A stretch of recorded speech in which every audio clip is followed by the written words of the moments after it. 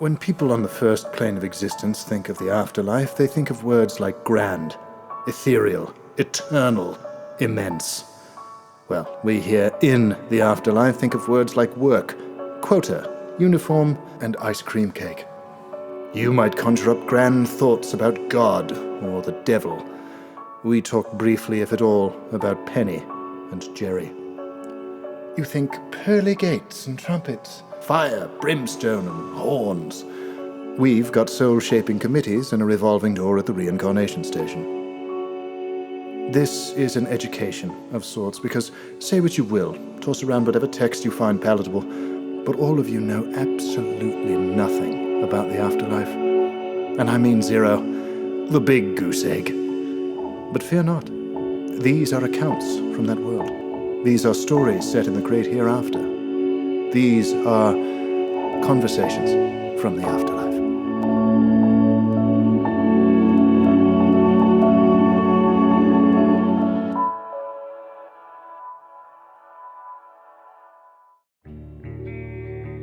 As stated in our previous installment, this is Isabel Markovski.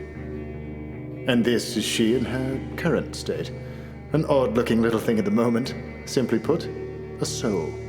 Now, before we can spend any time with Isabel, the woman, we must spend time with those integral to the process of crafting her soul. Here we observe the very start of that process. The assembly of a committee of Isabel's deceased relatives, their aim to ethereally assist Isabel throughout the course of her life. You know the phrase, someone's watching out for you? Well, if that were true, they would likely be watching out for you via one of these life support committees.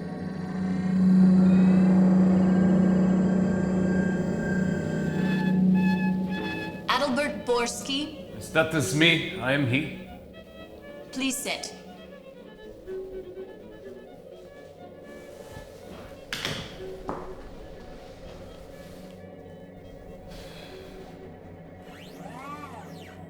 Welcome. Welcome to what? Do not look at the camera. Please speak in the general direction of the microphone. Welcome to what? Your interview for inclusion in the Life Support Committee of Isabel Markovski. Who the hell is Isabel Markovski? She is your great-granddaughter. Didn't you read the forms that we sent to your domicile? I got the paper that said to be here, and I am here. I read nothing about Isabel Markovski. We send those forms so that you will read them. Isabel Markovski is going to be born in 38 hours. She is the first child to your daughter's grandson, James. The simpleton? Are you referring to James? He has children's mind, yes? He is of average intelligence. Then why does he put paint all over himself and hit balls with sticks? The tattoos? And the baseball. Baseball. He is happily married to his wife Maya, who is a lovely, kind-hearted woman with whom he genuinely enjoys his time, no matter how trivial the interaction. He covers his tattoos with button-down shirts and formal business pants. He is currently employed as a bank manager. Hey there, Jim Markovski. Call me James, but then we ain't friends. Kidding. Just call me Jimmy. It's Jimmy. He's beginning to see the joy in golf and is settling into the next phase of his first life. His daughter-to-be, Isabel, is going to be a big part of this next phase. What is this name? Isabel. That is not my daughter's name. That is not my mother's name. It is the name of her mother's mother, Isabella. Isabella? Like little person? I don't follow. Like little brown person? She was Mexican. My blood dances with the blood of bandit?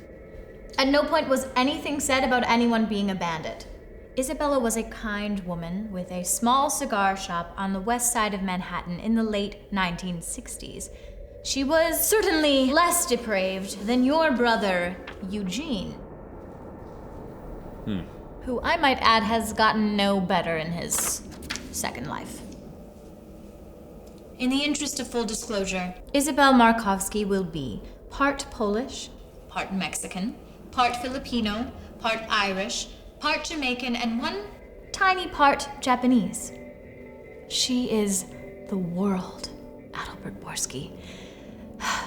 If you intend to be on her committee, you will accept that. We're interviewing you for inclusion because we thought you might have some interest in the well-being of your family as it makes its way across the 21st century.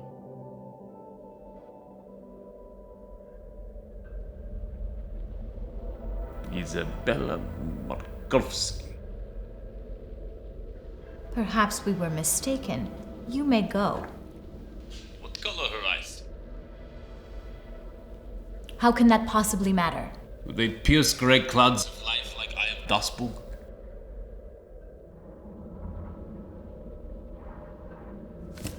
We project that her eyes will be green, but we cannot know for sure until she is born. Green.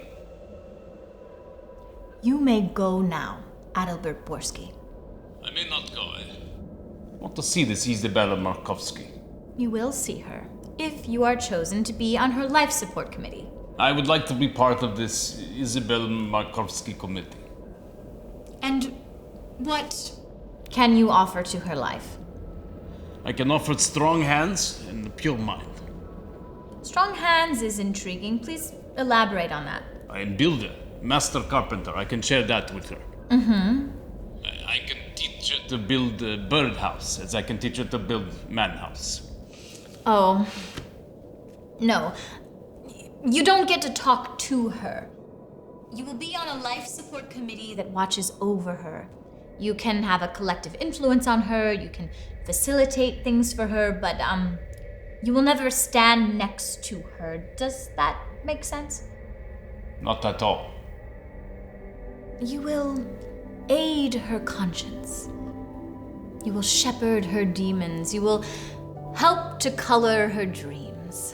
Do I suddenly have magical powers when I join this committee? No, you don't have.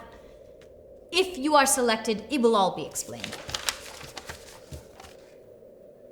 I would like to help the girl, if I can. Noted.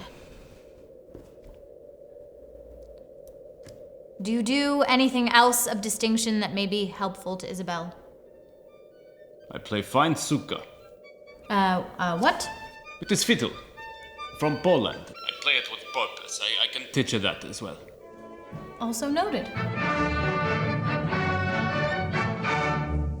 May I ask? Yes? I have not...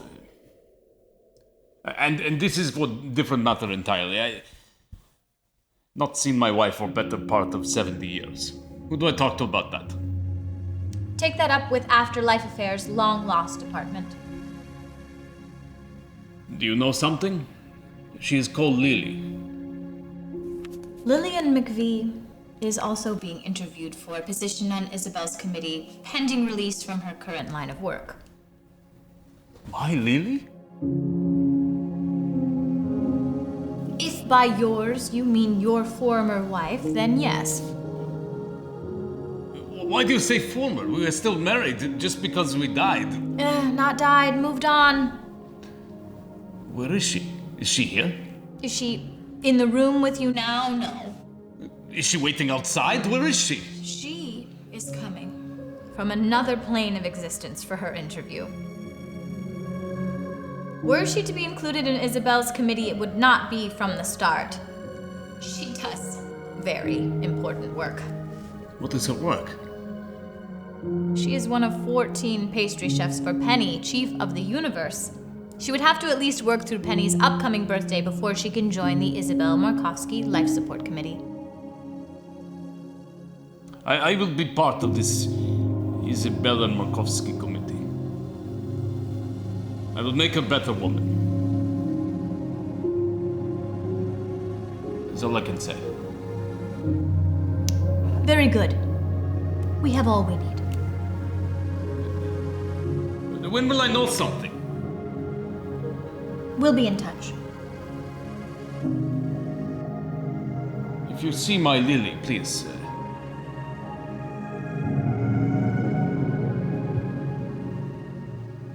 Tell her that I miss her sweetbreads. Goodbye, Adalbert Borski.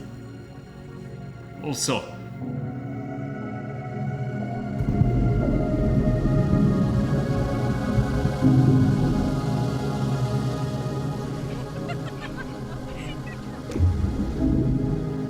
tell her that I love her. Please leave.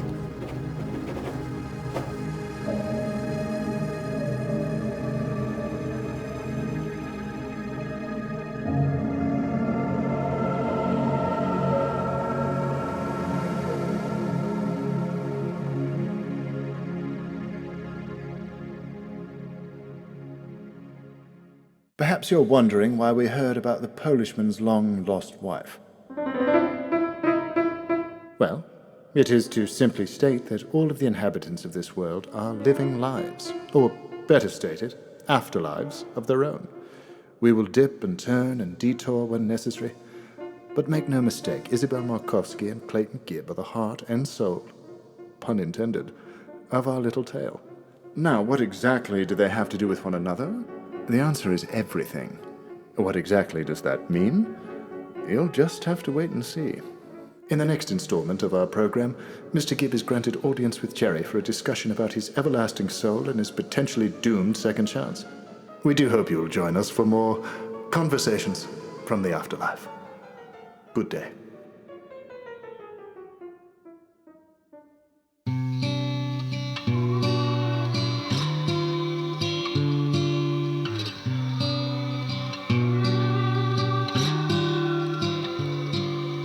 Little big man, combustible plans, feet in the sand, the world in his hands.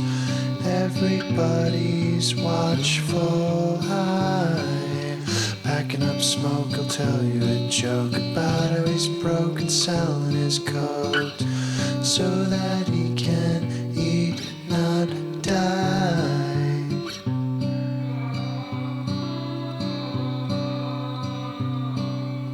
College is gone, and so is his mom, and so is his lawn, and so is his prom. It's a universal truth that'll grow cold while he grows old, dying for gold, afraid to be bold. Universe will cut you loose.